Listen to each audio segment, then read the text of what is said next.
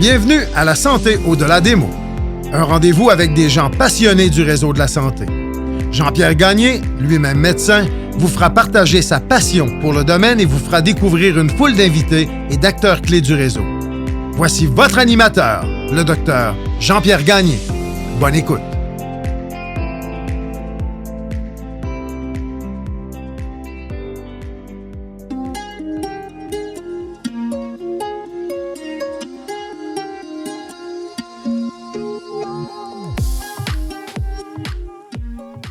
Je tiens à remercier les partenaires suivants pour leur support au balado La Santé au-delà des mots.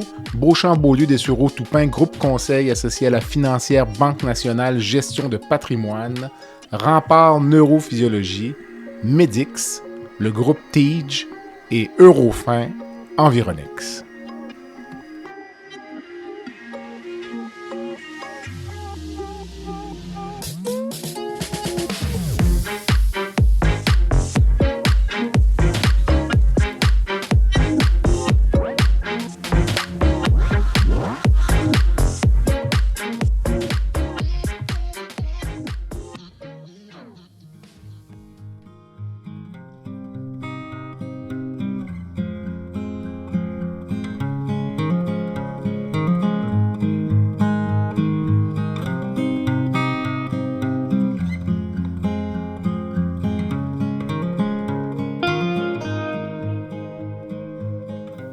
Je reçois M. Jean-François Plouffe, représentant de l'organisme Action Autonomie, un organisme phare qui œuvre à Montréal pour défendre les droits des personnes recevant des services en santé mentale.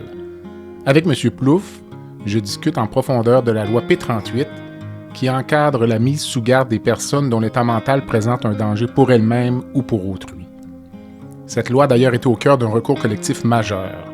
En effet, un règlement de 8,5 millions de dollars a été autorisé par la Cour supérieure du Québec pour indemniser les personnes qui ont été maintenues en garde préventive en psychiatrie pendant plus de 72 heures sans autorisation judiciaire.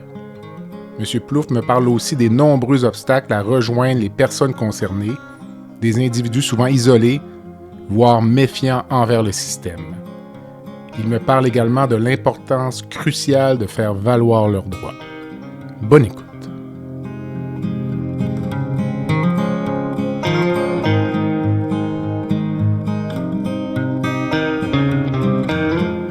Vous pensez être concerné ou croyez qu'un de vos proches pourrait l'être? Le site proactio.ca au proactio.ca contient toute l'information nécessaire pour vérifier votre admissibilité et faire une réclamation.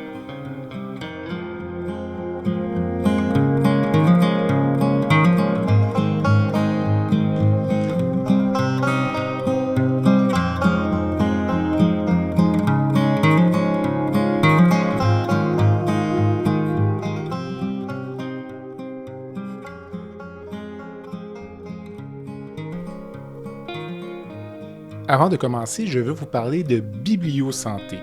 L'épisode d'aujourd'hui est présenté par BiblioSanté, un programme coordonné par l'Association des bibliothèques publiques du Québec. BiblioSanté vous offre 16 cahiers thématiques conçus pour vous accompagner dans votre parcours santé. Chaque cahier présente des ressources validées incluant des organismes spécialisés, des sites web utiles et des suggestions de lecture et de films. Tout le contenu est soigneusement sélectionné et validé par des bibliothécaires diplômés pour vous garantir des informations fiables et de qualité. Par exemple, vous trouverez sur le site un cahier sur la santé mentale en lien avec l'épisode d'aujourd'hui. Bonne lecture et bon podcast. Rendez-vous sur bibliosanté.ca au bibliosante.ca pour explorer toutes les thématiques disponibles ou visiter une bibliothèque publique participante pour découvrir la collection d'ouvrages spécialisés. Le lien est dans les notes d'épisode d'aujourd'hui. Ne manquez pas cette chance de mieux comprendre et prendre en charge votre santé.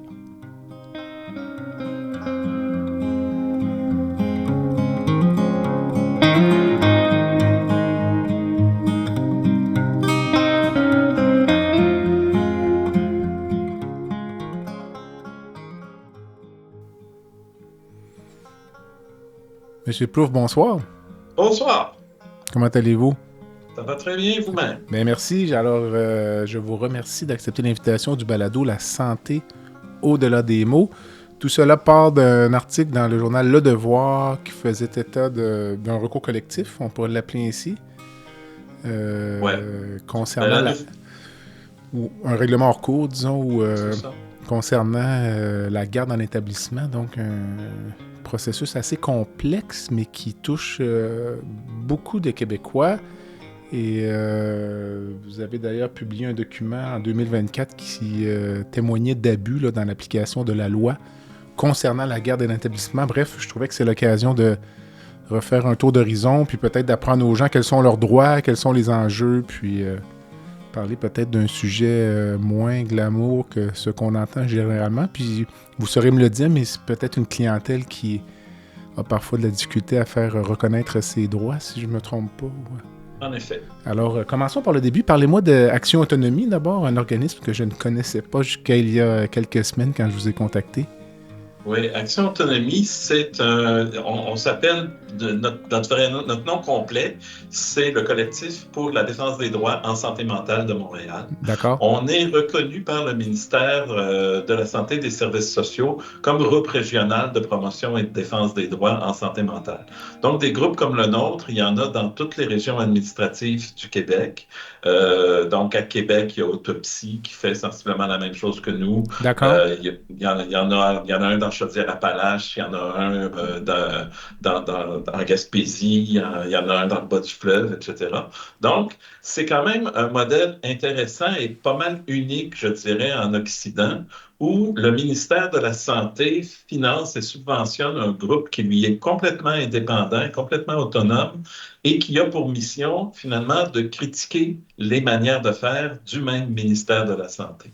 Donc, c'est un modèle de transparence qui est quand même intéressant, même si on ne prétend pas pour autant là, qu'on dîne avec le ministre là, toutes les semaines, mais on a la liberté et l'autonomie, comme notre nom l'indique, de mettre de l'avant et de mettre en lumière les difficultés qu'on rencontre dans le réseau de la santé. Ouais. Mais plus largement, notre rôle, c'est donc de faire la promotion des droits fondamentaux reconnus à l'ensemble des citoyens et donc aussi aux personnes qui sont porteuses de diagnostics en santé mentale.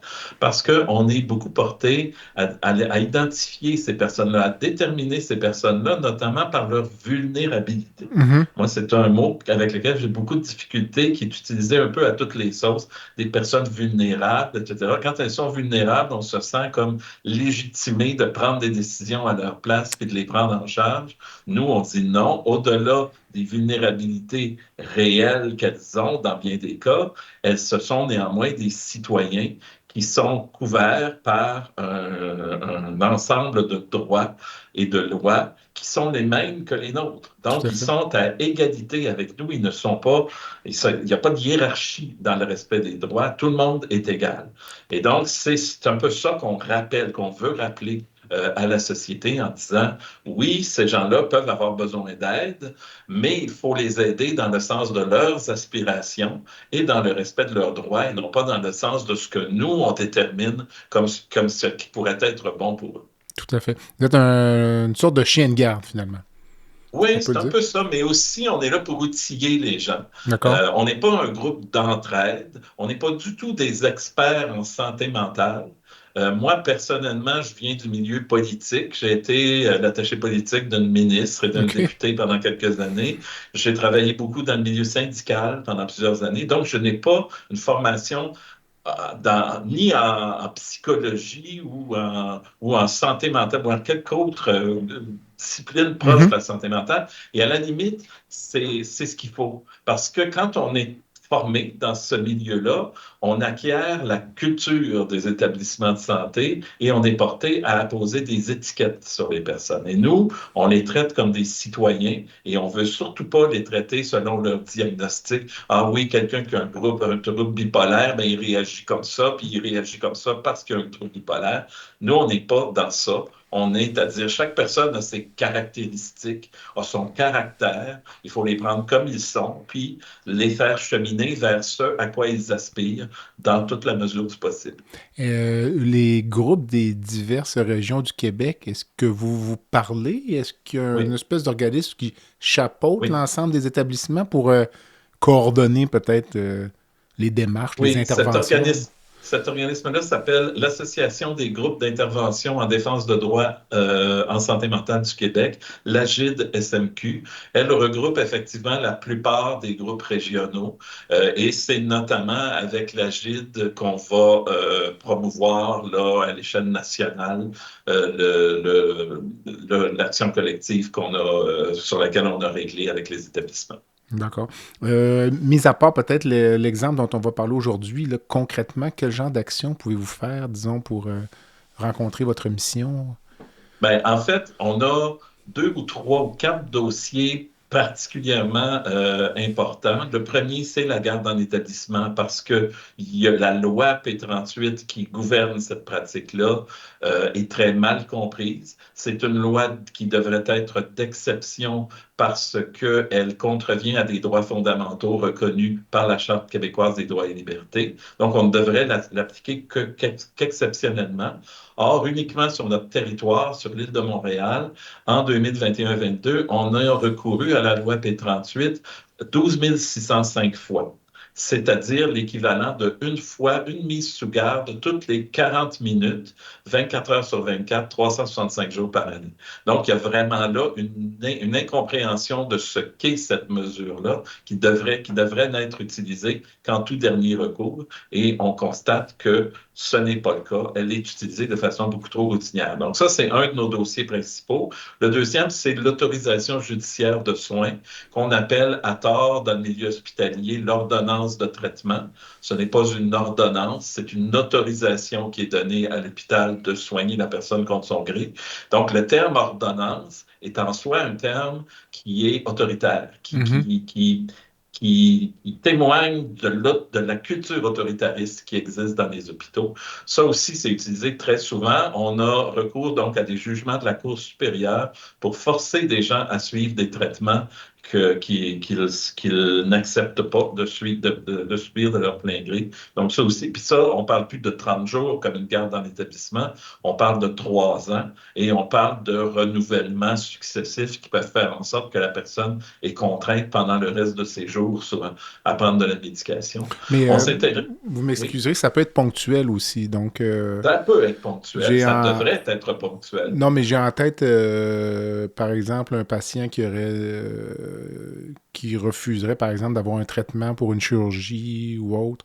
Ça peut être Mais vraiment des autorisations, vous me corrigerez, très ponctuelles pour quelques semaines, le temps de subir Mais nous, l'intervention. on a, pour ça fait quelques années déjà, en 2018, on a fait le tour de toutes les autorisations judiciaires de soins qui ont été autorisées donc, par la Cour supérieure dans le district de Montréal pour l'année 2018 et on n'a trouvé aucun de ces cas-là. Ah, OK. Ça ne se fait que très, très, très rarement. L'immense majorité de ces cas-là, c'est pour forcer des personnes qui ont des diagnostics psychiatriques à prendre de la médication. D'accord. Et le problème, c'est que quand ils prennent la médication, au mieux, la médication fonctionne bien. Et donc, l'autorisation n'a pas de raison de durer 3 ans, mais on l'a fait durer 3 ans uniquement pour, finalement, l'avantage de l'établissement qui n'a plus à faire de suivi régulier de la prise de médication. Et donc, dès que ça se termine, on va être porté à la renouveler justement pour s'assurer qu'il n'y aura pas d'interruption dans la prise de médication, mais en faisant ça, on entrave la liberté fondamentale des personnes. Je voulais aussi parler des mesures de contrôle. C'est un autre dossier qui nous intéresse beaucoup. Il y a beaucoup de gens qui pensent que ça n'existe plus, mais encore des centaines de fois par année, il y a des personnes qui sont entravées dans leur liberté physique de mouvement, qui sont attachées, qui sont enfermées dans des salles d'isolement, parfois pendant plusieurs heures, Pendant la COVID-19, pendant la pandémie, on a vu beaucoup de ces cas-là. Il y a une grosse augmentation du recours aux mesures de contrôle. Ça aussi, ça ne devrait être utilisé que très exceptionnellement et dans un but précis, celui d'empêcher les personnes de s'infliger des lésions ou d'en infliger à d'autres. Mais très souvent, on a beaucoup de témoignages qui nous démontrent que c'est appliqué à des fins punitives pour punir des mauvais comportements. Par exemple, je vous donne juste un exemple, quelqu'un qui serait pris à fumer dans les toilettes ou dans un coin de l'unité, c'est formellement interdit, même si, par ailleurs, la loi sur la lutte au tabagisme autorise les hôpitaux à aménager des fumoirs. Les hôpitaux ont décidé unilatéralement qu'il n'y en aurait pas. Ça pose pas de problème dans les unités de soins physiques la plupart du temps parce que c'est avec le virage ambulatoire, c'est des hospitalisations de beaucoup plus courte durée. Mais en psychiatrie, une hospitalisation, c'est une moyenne de 40 jours. Puis comme il y a beaucoup de gens défavorisés et qu'il y a plus de tabagistes dans les populations défavorisées, il y a beaucoup d'usagers du tabac. Et le fait d'être privé de tabac, qu'est-ce que ça fait? Ça augmente l'irritabilité et l'agressivité de la personne. Donc, l'hôpital crée lui-même les conditions qui vont amener les mauvais comportements de façon à mieux les réprimer par la suite par des mesures de contrôle. Donc, c'est ce genre de cercle vicieux-là qu'on dénonce là, par rapport à l'utilisation de ces mesures-là.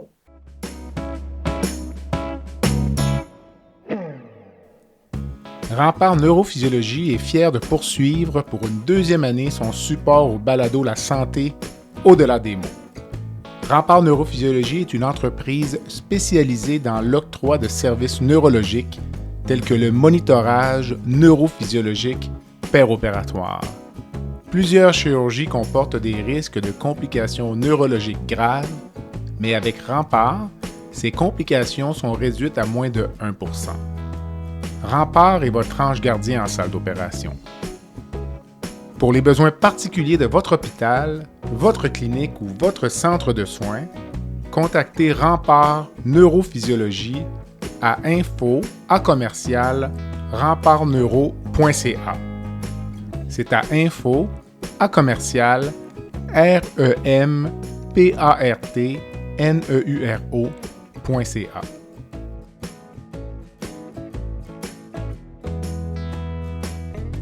Quand vous dites mesure de contrôle, moi qui suis chirurgien, mesure de contention, ce serait la même chose? Ou on parle c'est ça, c'est pas tout à fait de la même chose? Okay. En fait, c'est parce que c'est plus large que uniquement la contention. La contention, pour moi, c'est la contention physique. Ouais, c'est ça. Ouais. C'est ça. Okay. Mais il y a aussi l'isolement, dans les salles d'isolement, et il y a aussi l'utilisation de substances chimiques, de calmants, pour faire en sorte qu'une personne perde la carte, là, finalement, pendant plusieurs heures et que donc elle soit comme privée de son libre arbitre là, pendant tout ce temps-là.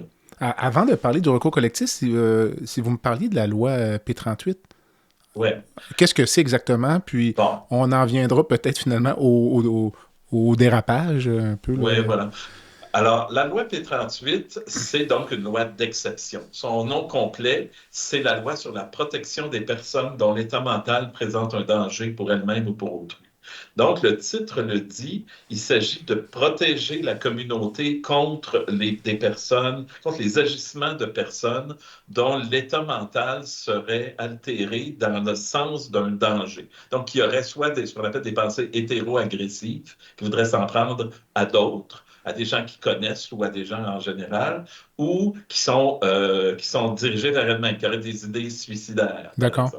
Nous, on est de ceux qui pensent, par exemple, sur la question du suicide, que c'est pas une bonne idée d'installer quelqu'un dans une unité de psychiatrie pour l'empêcher de se suicider, parce que il y a probablement pas beaucoup d'endroits plus déprimants sur la Terre qu'une unité de psychiatrie d'un hôpital.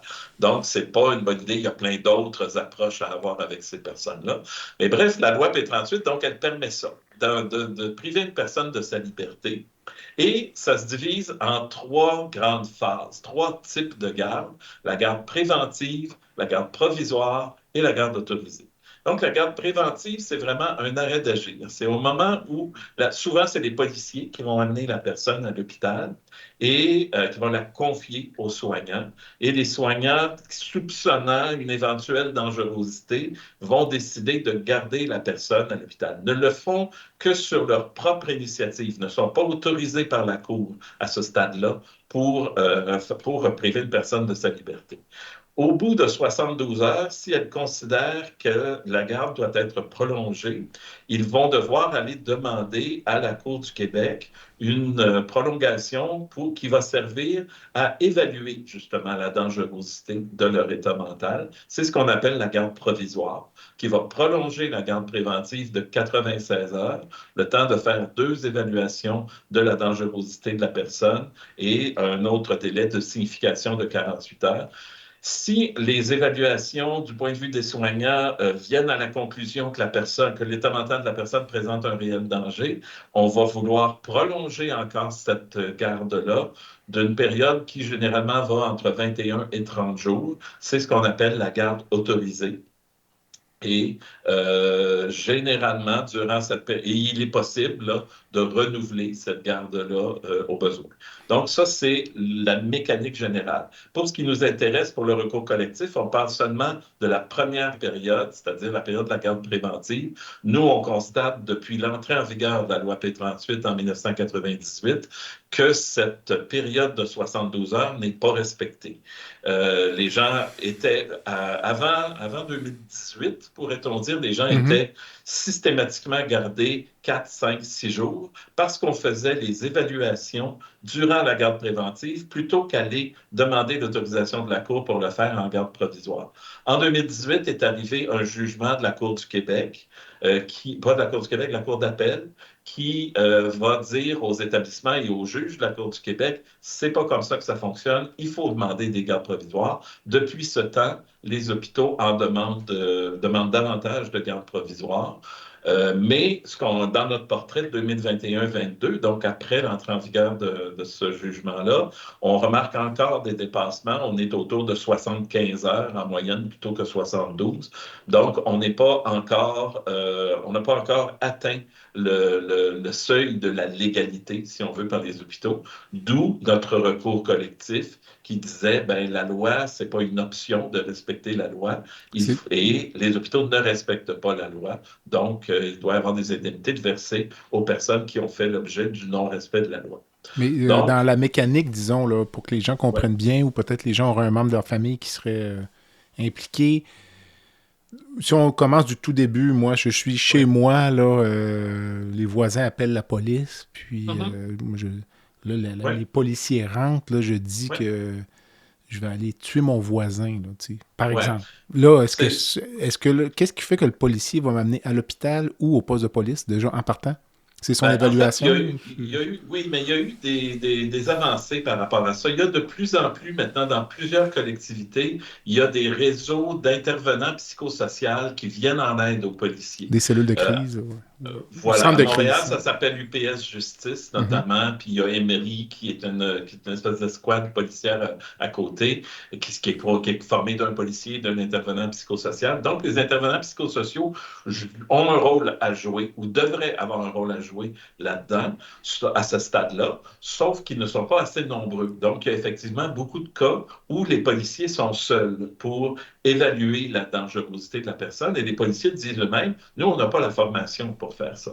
Donc, dans le doute, ils vont être portés possiblement à amener plus de gens à l'hôpital, plus de gens en garde préventive, ce qui n'est pas nécessairement une mauvaise chose. Ils ne sont pas mal intentionnés quand ils font ça. Mais le résultat, c'est qu'il y a beaucoup de gens qui sont mis sous garde préventive pendant le fameux 72 heures. C'est ça. Et les policiers sont les premiers à dire, parce qu'il y a un exercice de consultation présentement que le gouvernement mène autour de la loi P38, et ils sont les premiers à dire qu'il faudrait qu'il y ait davantage d'intervenants psychosociaux et que les policiers aient un rôle moins prépondérant à jouer là-dedans, parce que c'est pas leur formation, c'est pas leur rôle. Ils ne devraient être là que pour assurer que tout se passe bien, puis la décision d'amener ou non la personne à l'hôpital devrait relever davantage des intervenants psychosociaux. Le fameux 72 heures, moi, si je suis amené là, à l'urgence, je pourrais être libéré dans l'heure si l'urgentologue Oui, dit il n'y a pas de problème. oui. C'est bien Ça, en ça fait, c'est un ou... peu le paradoxe, je OK. vous dirais, de la psychiatrie ou de la garde préventive.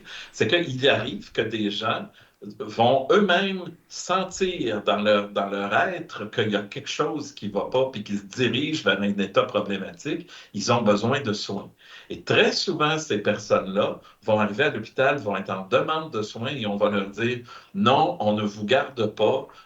La personne serait prête à être hospitalisée volontairement, là. Mhm. Il ne s'agirait pas de garde, là. Il s'agit d'une hospitalisation volontaire. On va leur dire non, votre état ne présente pas de dangerosité, donc on va vous mettre sur les listes d'attente et tout ça, puis vous n'aurez pas d'aide immédiatement. Et très souvent, pas très souvent, mais parfois, ces situations-là vont dégénérer par la suite parce qu'on ne les aura pas prises à temps.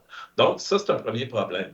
Et à l'inverse, les gens qui aspirent simplement à vivre leur vie à leur façon, qui est peut-être pas la façon que privilégieraient leurs proches ou leurs voisins, ceux-là vont être vraiment, on va leur mettre le grappin dessus, puis on va les garder de force là, pendant plusieurs jours. Ce qui nous fait dire que le vrai critère autour de l'admission en psychiatrie, c'est pas tellement la dangerosité, c'est ce qu'un de nos avocats alliés, qui s'appelle Jean-Pierre Ménard, a qualifié de dérangerosité. La capacité que les gens ont à déranger leur entourage. C'est sûr qu'on n'est pas en train de dire que c'est correct, qu'il faut se laisser déranger sans rien dire, c'est sûr. Mais la réponse à ça n'est pas nécessairement l'approche répressive de la privation autoritaire de liberté en garde en établissement. On sait qu'il existe d'autres modèles. Ces modèles-là sont appliqués à très petite échelle dans le milieu communautaire alternatif. On est aussi de ceux qui pensent que ces modèles-là devraient être davantage mis de l'avant, davantage soutenus, davantage financés pour faire en sorte d'aider plus de gens et faire subir à moins de gens le traumatisme de l'hospitalisation forcée en psychiatrie. Le podcast La santé au-delà des mots est une présentation du groupe conseil Beauchamp, Beaulieu, Dessureau, Toupin de la financière Banque nationale Gestion de patrimoine. Comme nous croyons que la santé financière fait partie de la santé globale, nous sommes heureux de nous joindre au Dr Jean-Pierre Gagné pour vous souhaiter une bonne saison de La santé au-delà des mots.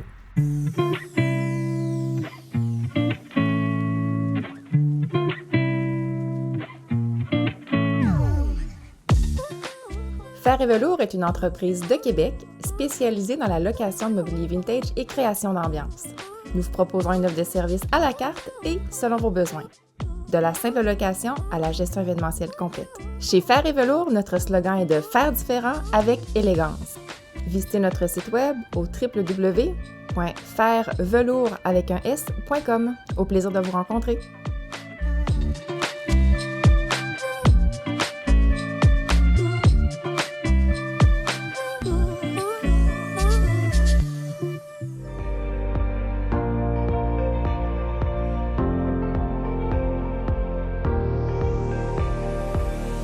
Vous avez des commentaires ou un sujet à nous proposer ou même faire partie de nos invités, visitez le site web de notre balado à www.baladosanté.ca ou sur notre page Facebook de la santé au-delà des mots.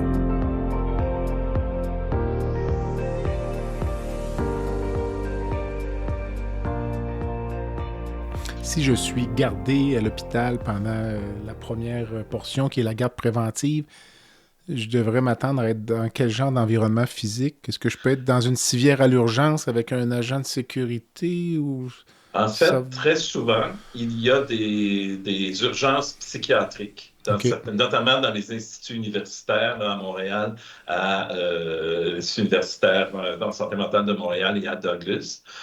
Ailleurs, donc, il y a souvent des départements de soins intensifs aussi, psychiatriques.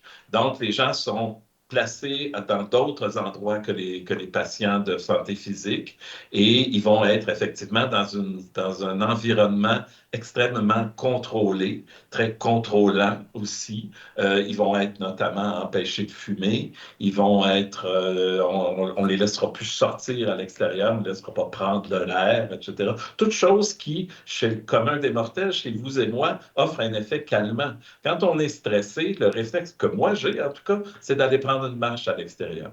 Eux, on les empêche de faire ça et on les empêche de faire ça très souvent pendant un mois entier, enfermés dans un hôpital. C'est vraiment pas, avec toutes sortes de gens qui vivent toutes sortes de réalités, qui sont dérangeants, eux aussi. Les patients se dérangent entre eux, en quelque sorte. Donc, c'est vraiment pas quelque chose de réjouissant et d'agréable à vivre. Il y a des régimes, les gens nous décrivent des régimes de privilèges. Les personnes qui sont perçues comme collaborants au traitement vont être traitées mieux que ceux qui sont perçus comme non collaborants, qui ceux-là vont subir des punitions de toutes sortes, etc. Donc, c'est vraiment un milieu que certains comparent au milieu carcéral. Et il y a même des gens qui nous disent, moi, il y a des gens qui ont fait les deux, qui ont fait la prison puis qui ont fait la psychiatrie, puis qui disent, moi, j'aime mieux la prison parce que la prison, c'est plus prédictible. On sait, il y a des codes qui sont plus clairs en prison, tandis qu'en psychiatrie, on semble être plus dans l'arbitraire. C'est ce que les gens nous disent. Donc, c'est encore plus difficile à vivre souvent. Quand même. Et donc, j'ai vraiment, parce que vous dites qu'on dépasse le nombre d'heures, mais pour aller avoir une ordonnance de garde provisoire, il faut que ce soit fait avant la fin des 72 heures ou après. Ça peut paraître... Il faut que ça soit fait dans les 72 heures et c'est vrai que c'est contraignant. C'est ça. Mais cette loi est une loi d'exception et de tout dernier recours. C'est pour ça qu'elle est contraignante.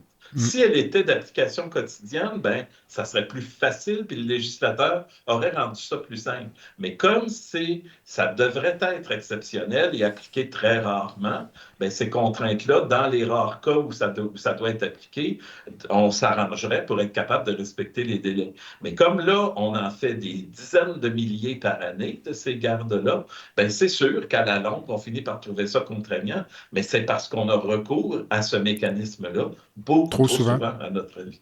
Trop souvent. Pour des gens qui ne présentent pas de réelle dangerosité, mais ce sont des gens qu'on veut médicamenter et s'assurer que la prise de médicaments va se faire régulièrement. Et pour ça, ben, on veut les hospitaliser. Quand ils ne collaborent pas, ben, on les hospitalise de force. Donc, je comprends que la Cour siège la fin de semaine et les jours fériés par la force des choses, évidemment. En fait, elle ne siège pas la fin de semaine. La loi prévoit que le petit délai de 72 heures se termine un samedi ou un dimanche ou un jour férié. C'est reporté au jour ouvrable suivant. Okay. Mais pour vous donner une illustration, pendant la pandémie, tous les tribunaux ont été fermés pendant des semaines et des mois, tous, sauf les causes de garde en établissement et d'autorisation de soins. Ceux-là étaient quand même traités en urgence. Et donc, ça donne une idée un peu du volume de requêtes là, qui peut être présenté à ces occasions-là. Vous me parliez de l'enjeu du tabagisme, puis oui. Si je rajoutais la toxicomanie à ça, j'imagine que ça doit rajouter une couche de difficulté, ça, de gérer un patient qui a une dépendance en plus, qui tombe en sevrage. Puis c'est exactement ça. Il y a le problème aussi du cannabis. Le cannabis est une substance légale, donc tout le monde a le droit de consommer du cannabis, mais et effectivement, ça amène de la dépendance, puis quand on n'en a pas, ça peut être encore plus problématique que la dépendance face au tabac. Des fois, les deux sont combinés, puis des fois, oui, il y a d'autres substances, effectivement. Donc oui, ça amène, ça aussi, c'est une autre illustration du fait que c'est l'établissement, le lieu où on hospitalise les personnes, qui fait que les personnes vont moins bien que si elles n'étaient pas hospitalisées ou que si elles recevaient des services en externe. Nous, on encourage beaucoup les gens à dire « Je serai prêt, je suis conscient que j'ai un problème, que j'ai besoin d'aide, mais je me rétablirais mieux et plus vite si je pouvais rester dans mon milieu de vie. » Surtout quand il y a des proches et autres qui sont impliqués dans ça, qui sont capables de soutenir la personne, que d'être privé de ma liberté, donc que de subir la nouvelle médication, que de subir des traitements que je ne suis pas nécessairement intéressé de subir 24 heures sur 24 la vie dans une unité psychiatrique. Ça commence à être beaucoup. Puis en plus, il faut qu'on soit calme et collaborant et souriant. Mhm. C'est très difficile. Pour vous, et d'ailleurs, il y a le chef de l'urgence de l'hôpital Notre-Dame, qui s'appelle le docteur Stéphane Proulx, qui, dans une récente enquête du coroner, a dit moi-même, là, le docteur Proulx, chef de l'urgence psychiatrique, s'il fallait que je sois hospitalisé avec ma jaquette puis mes pantoufles bleues dans des unités psychiatriques, je suis pas sûr que je garderais mon calme, puis je suis pas sûr qu'il faudrait pas me mettre moi-même en isolement. Donc, ça donne quand même une illustration de la difficulté pour n'importe qui de vivre dans une situation comme celle-là et de la difficulté encore plus grande pour des gens qui ont à la base des fragilités émotionnelles. Vous parliez là, de l'enjeu peut-être du manque de formation là, des corps policiers pour interagir avec cette clientèle-là. Ce dont on entend parler parfois aussi, à l'inverse, c'est peut-être la judiciarisation de certains enjeux liés aux personnes qui ont une maladie psychiatrique, alors que finalement, ils seraient peut-être mieux à l'hôpital, ils se retrouvent au poste de police. Est-ce que c'est quelque chose sur lequel vous agissez ou... Oui, en fait, il y a toute la question de l'itinérance, notamment. Notamment, c'est ça. Ouais. Des gens qui reçoivent à répétition des billets de contravention pour s'être trouvés dans des parcs après des heures d'ouverture, pour avoir uriné sur la voie publique, pour avoir mis leurs pieds sur des bancs, etc. Et on a créé, il y a quelques années, ce qu'on appelle à Montréal, en tout cas, le PAGSM, le programme Accompagnement Justice Santé Mentale, qui fait en sorte qu'il est possible d'éviter le paiement de ces contraventions-là, mais en échange de l'acceptation d'une thérapie, si on veut. Et cette thérapie-là, le problème, elle n'est pas nécessairement mauvaise en soi. Le problème, c'est qu'elle est imposée à la personne. On dit à la personne, ou bien tu obtiens des soins, tu prends de la médication, tu fais ce qu'on te dit, ou bien tu t'en vas en prison, ou bien tu restes avec plusieurs milliers de dollars de dettes, de billets de contravention impayés. Donc, pour nous, ce ne sont pas des vrais choix. Ce sont des approches autoritaires, elles aussi. Genre de chantage, entre guillemets. C'est un peu ça. C'est un peu ça. Donc, c'est un peu une fausse bonne idée, à notre avis, les tribunaux de santé mentale. Ça part d'un bon sentiment, ça part d'une idée d'aider les gens. Puis, dans certains cas, ça aide certainement certaines personnes à se sortir d'un mode de vie plus précaire. Mais dans d'autres cas, ça amène encore là des contraintes supplémentaires. Parce que quand les gens ne veulent pas prendre de médication, c'est pas parce qu'ils sont entêtés puis qu'ils sont pas gentils. C'est parce que la médication leur fait des effets secondaires tellement difficiles à supporter qu'ils préfèrent leur état psychotique ou leur état instable qui est le leur, qui est leur mode de vie habituel, là. Et donc, c'est pour ça que les gens ne veulent pas prendre, certaines personnes ne veulent pas prendre la médication, parce que la médication psychiatrique, elle est très bonne chez certains, elle est neutre chez d'autres, et elle est très difficile à supporter chez un troisième groupe. Donc, et ça, on dirait que les psychiatres et les soignants en psychiatrie ont de la difficulté à admettre que leurs substances, chez certaines personnes, ne fonctionneront pas et qu'il faudrait trouver autre chose. Quand même. J'aimerais qu'on rentre un peu dans la mécanique vraiment du recours collectif, là, ses origines, qui ça touche, les montants, un peu toute l'historique de ce recours. En fait, les origines, c'est le jugement de la Cour d'appel de 2018 dont je vous parlais tout à l'heure. D'accord. Où là, pour la première fois, la Cour d'appel reconnaît que, d'une part, la Cour du Québec n'agit pas bien en admettant des évaluations psychiatriques qui ont été obtenues en dehors des dispositions prévues par la loi, puis qui, en même temps, blâme les établissements de ne pas avoir recours à la garde provisoire et donc de faire des gardes préventives trop longues. Donc, c'est un de nos avocats alliés qui est le fils de Jean-Pierre Ménard, qui s'appelle Patrick Ménard, qui a entrepris ce recours-là à partir de 2020. Et il y a eu de longues périodes. Il a déposé sa demande en 2020. Finalement, il a fallu attendre 3 ans avant d'avoir ce qu'on appelle une conférence de règlement à l'amiable. Parce qu'il faut savoir que la plupart des recours collectifs se règlent hors cours, et ça a été notre cas. Donc, à un moment donné, on s'est assis, nous et nos avocats, avec les avocats des établissements de santé et avec des avocats du procureur général du Québec aussi, pour en venir à une entente. Et donc, cette entente-là, elle a finalement été conclue. Ça a pris plusieurs mois. Il a fallu attendre 2024, l'automne 2024. Finalement, elle a été entérinée par la Cour supérieure le 4 novembre 2024. Et à partir de là, bon, il faut savoir qu'il y a une partie, le montant final là, de l'entente est un montant de 8 500 000 $, ce qui paraît beaucoup à première vue, mais il faut déduire de ça des honoraires d'avocat, les honoraires à l'administrateur des requêtes, là, la firme qui va gérer les demandes d'indemnité présentées par les personnes, et il y a une grosse partie de ça aussi qui s'en va dans ce qu'on a appelé des mesures réparatrices au groupe. Les groupes de défense de droits en santé mentale dont on fait partie en obtiennent une grande quantité, plusieurs dizaines de milliers de dollars. Tous les groupes, sauf nous, sauf Action Autonomie, parce qu'on était les demandeurs et que la loi sur les recours collectifs n'autorise pas les demandeurs à obtenir des indemnités dans le cadre du recours qu'ils demandent. Donc, il y a ces groupes-là et il y a aussi des groupes d'intervention d'entraide plus classiques. Là, il y en a 500 partout au Québec qui vont recevoir des indemnités. Donc, il reste à peu près 2,8 millions pour les personnes. Et le gros défi qu'on a, c'est de faire connaître ce recours-là aux personnes concernées et de les inciter à présenter une demande d'indemnité. Il y a plusieurs obstacles.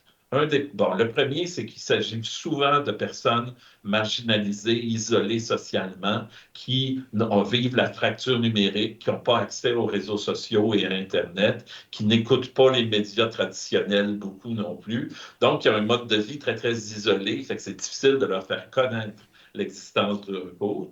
Il y en a d'autres aussi qui sont, et tant mieux pour eux, qui sont passés à autre chose.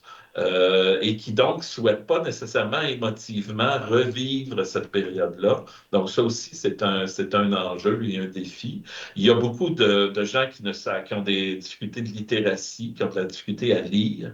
Donc on a beau faire des supports visuels là, pour promouvoir le règlement. Il faut quand même mettre un minimum de texte, donc il faut attirer l'attention des personnes concernées, etc.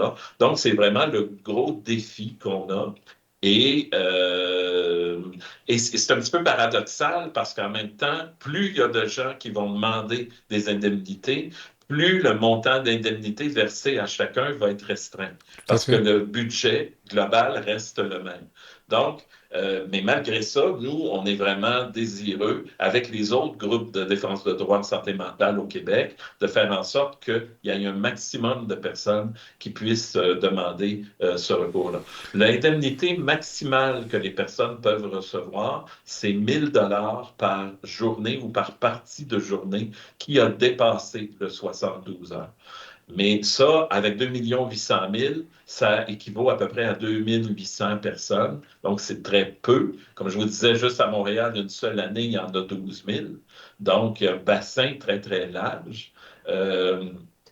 Mais donc, il va falloir aller les chercher quasiment un par un. Puis, il faut savoir aussi, je ne l'ai pas mentionné, que la période d'éligibilité des gardes problématiques, elle part du 1er janvier 2015 pour se terminer le 4 novembre 2024, au moment de l'approbation de l'entente par la Cour. Donc, tout ce qui s'est passé avant 2015 n'est pas admissible et tout ce qui s'est passé ou qui va se passer après le 4 novembre 2024 n'est pas admissible non plus. Donc, il faut que les gens sachent ça. C'est vraiment une période de temps très précise entre le 1er janvier 2015 et le 4 novembre 2024.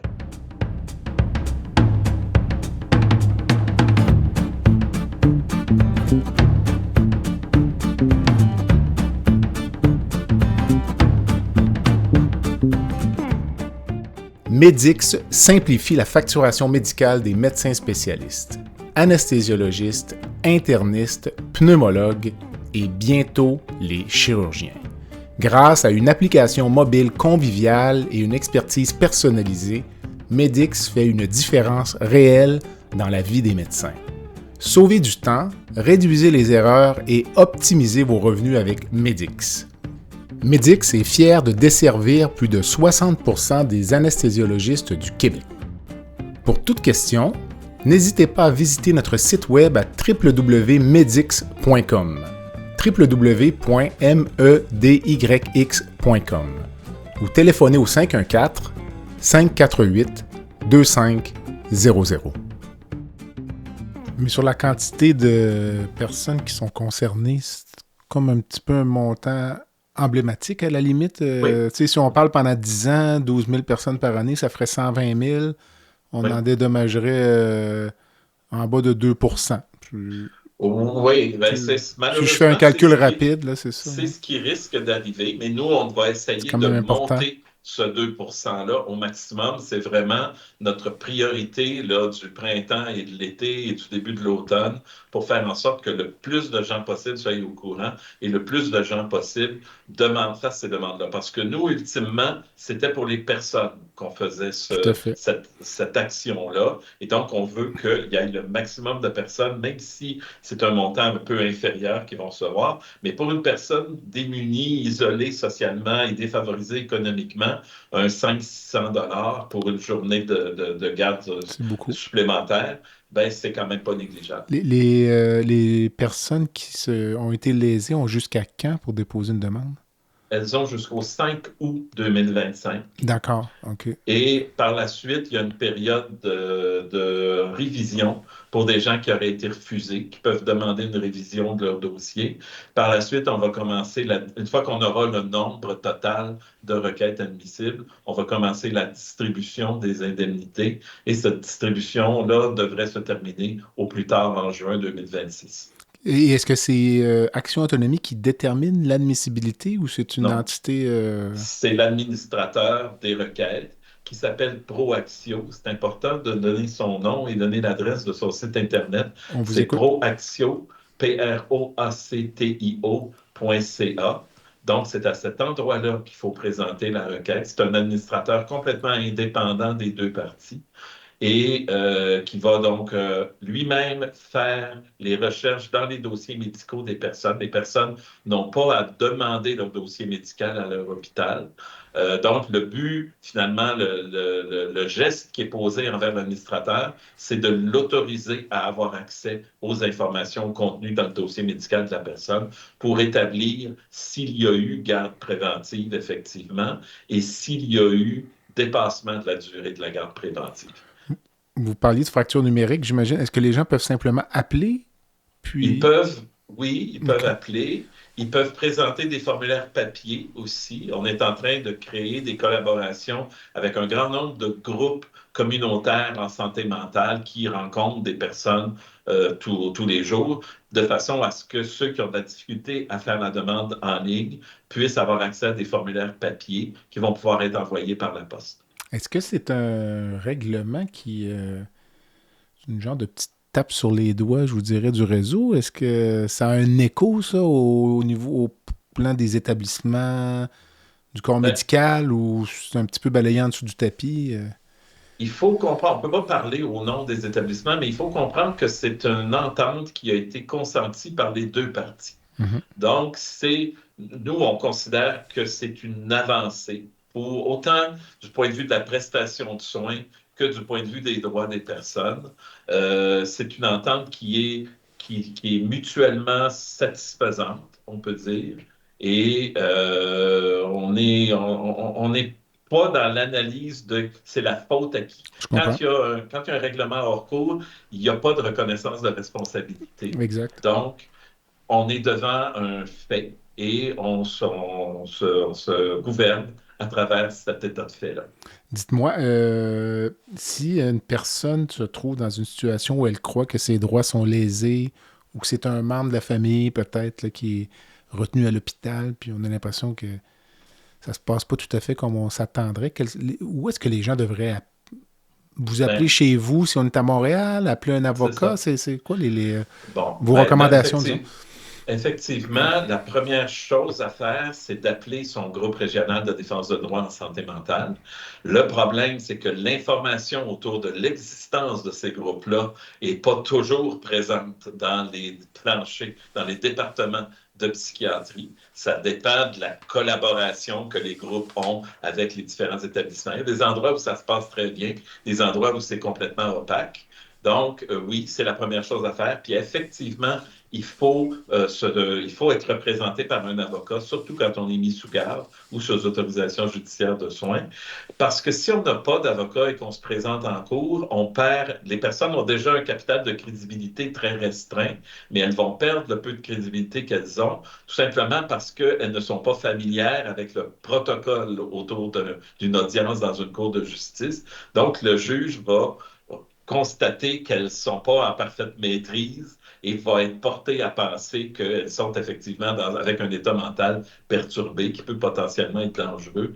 Et donc, elles vont être victimes finalement de certains préjugés par rapport à ça. L'autre chose, c'est qu'on a beaucoup de difficultés à trouver des avocats qui sont réellement combatifs et qui prennent fait et cause pour la personne et sa volonté, qui représentent la personne sur la base de cette volonté, de sa volonté de ne pas être mise sous garde. Il est très fréquent que des avocats des personnes, sans souvent leur en parler directement, vont essayer de faire des ententes à l'amiable avec l'établissement, par exemple pour que la garde soit de 21 jours plutôt que 30. Et ils vont par la suite présenter comme une bonne nouvelle à leurs clients qu'ils se sont entendus pour 21 jours. Mais ce que la personne voulait, c'était pas 21 jours, c'était pouvoir retourner chez elle. Je comprends. Et veut pas, on est obligé de constater que chez plusieurs avocats qui représentent les personnes, il y a quand même un préjugé à l'effet que si l'hôpital a demandé une garde pour la personne, c'est qu'elle en avait besoin et que donc on veut pas être celui qui aura sa photo dans le journal parce que une personne qu'on aurait libérée va aller commettre un crime.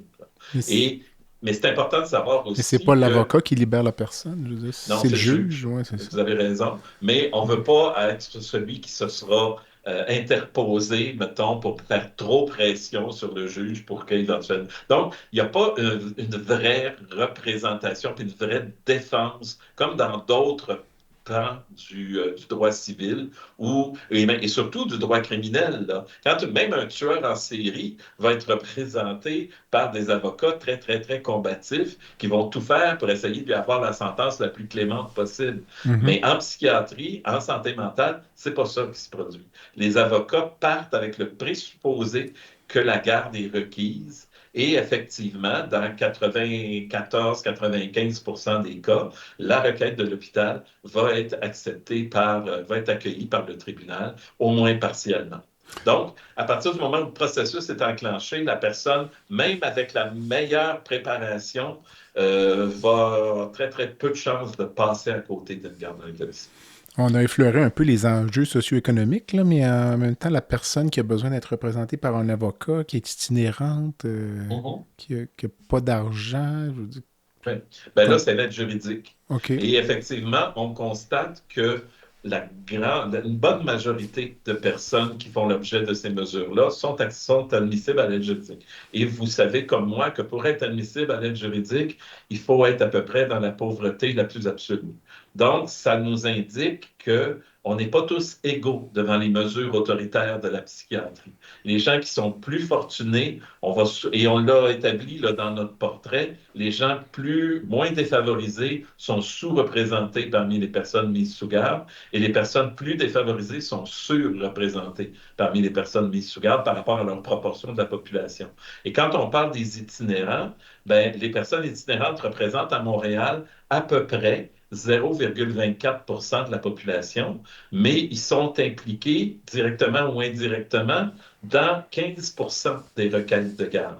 Donc, ils courent 65 fois plus de risques, 6500% plus de risques d'être mis sous garde qu'un citoyen ordinaire qui a un domicile. Donc, on en vient à se dire que la garde en établissement devient un moyen d'intervention pour sortir des personnes de la rue. C'est possiblement bien intentionné, mais à notre avis, c'est pas de cette façon-là qu'on va régler le problème de l'itinérance. Au contraire, parce qu'on va exacerber la méfiance de ces gens-là qui vont être de plus en plus résistants à des interventions qui visent ultimement à les faire sortir de la rue. Les personnes qui nous écouteraient, qui voudraient simplement s'impliquer pour cette cause-là, est-ce qu'on peut, mettons, devenir bénévole pour Action Autonomie ou Oui, collaborer d'une quelconque façon à un organisme comme le vôtre? effectivement, il est possible de devenir membre d'Action Autonomie. C'est certain que la majorité de nos membres sont des personnes qui utilisent ou qui ont utilisé des services en santé mentale, mais il n'y a rien qui empêche qui que ce soit de s'intéresser à nos activités et de devenir membre chez nous. Évidemment, c'est la même chose aussi, on peut le présumer, pour l'ensemble des groupes régionaux au Québec. Mais chez nous, effectivement, on peut s'informer davantage sur qui on est et qu'est-ce qu'on fait en consultant notre site Internet, qui est le www.actionautonomie.qc.ca.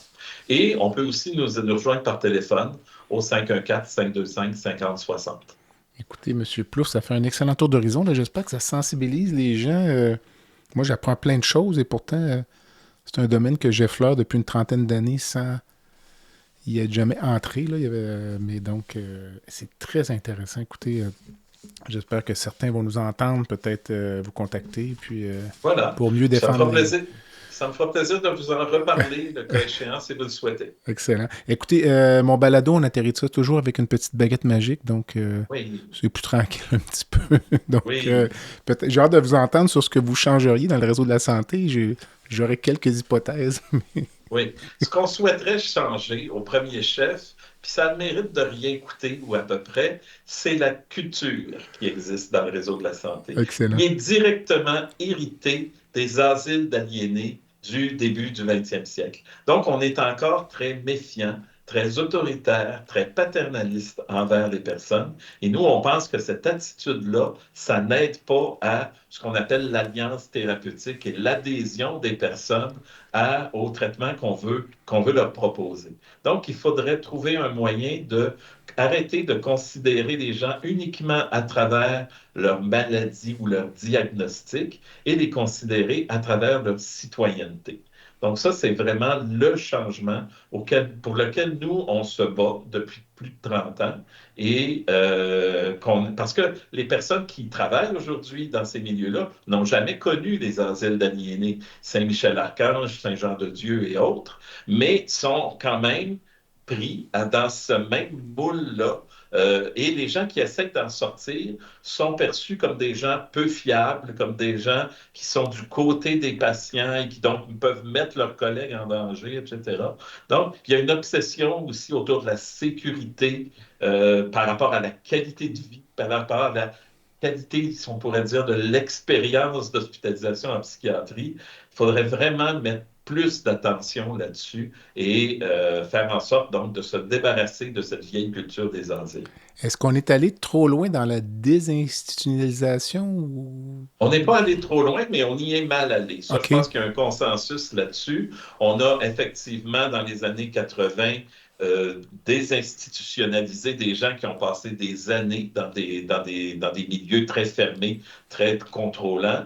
Le problème, c'est que ce qui était prévu, c'est qu'il y avait les ressources psychosociales À sur le l'externe. terrain pour les accompagner. Et c'est ça qui n'a pas suivi. Et c'est ça qui a amené plusieurs de ces personnes-là vers la marginalité, vers la toxicomanie, Le vers milieu l'itinérance carcéral, tout ça. et vers la prison, effectivement, parce qu'ils n'ont pas eu le support qu'il était prévu au départ qu'ils obtiennent. Parce que j'ai déjà entendu des personnes très respectables, là, des observateurs du réseau, dire qu'à certains égards, Montréal était un asile à ciel ouvert. Là. C'est peut-être Ouais. un peu choquant, C'est un peu charrié, je vous dirais. mais Il y a effectivement des problèmes à Montréal, mais encore une fois, cette expression d'asile à ciel ouvert est une expression stigmatisante. Quand on elle vient parle pas de moi, en d'asile, passant, elle vient pas de moi. non, mais Non, je non. l'ai entendu avant de Vous vous l'avez parler. entendu, c'est ça. Et ça veut dire, il y a une notion de danger, d'hostilité là-dedans. Et la plupart des personnes qui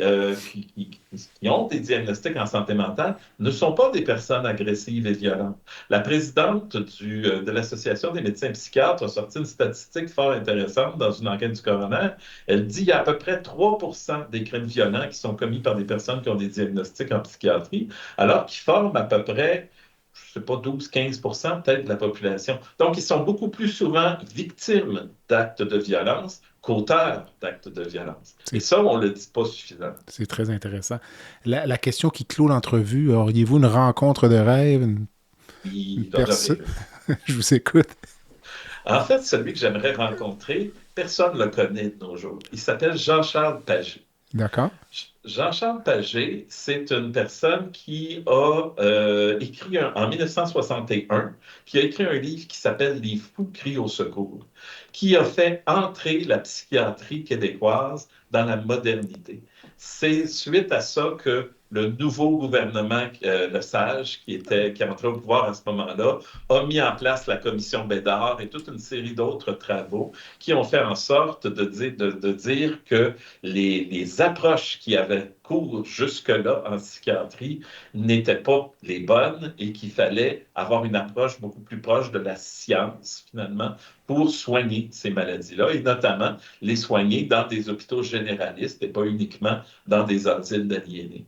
Donc, cette personne-là raconte de façon très, très, très, très prenante les traitements qu'il a suivis avant la désinstitutionnalisation, à l'époque des communautés religieuses.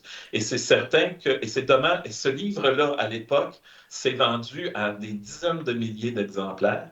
Mais aujourd'hui, on l'a totalement oublié. Et nous, on a fait un exercice il y a quelques années de faire le parallèle entre la prestation de soins aujourd'hui et la prestation de soins à cette époque-là. Et on se rend compte qu'il y a beaucoup encore de méthodes qui datent de cette période-là, qui sont appliquées encore aujourd'hui. Et certainement que Jean-Charles Pagé mériterait une reconnaissance beaucoup plus grande que celle qu'il obtient, que celle qu'il a obtenue par la suite, parce qu'il a vraiment contribué à améliorer la perception que la population en général a des personnes qui vivent avec des diagnostics en santé mentale. Écoutez, M. Plouffe, c'est très intéressant. Donc, ça fait un excellent tour d'horizon. Donc, Les fous crient au secours par Jean-Charles Pagé.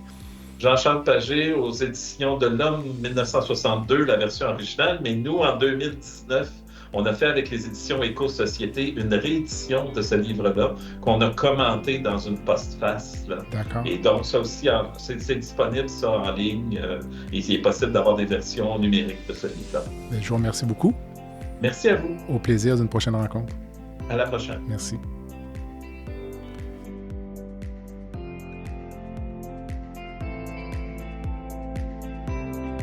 Voilà ce qui complète le balado de cette semaine. Merci d'avoir été à l'écoute et le Dr Jean-Pierre Gagné vous donne rendez-vous la semaine prochaine pour un autre épisode, La santé au-delà des mots.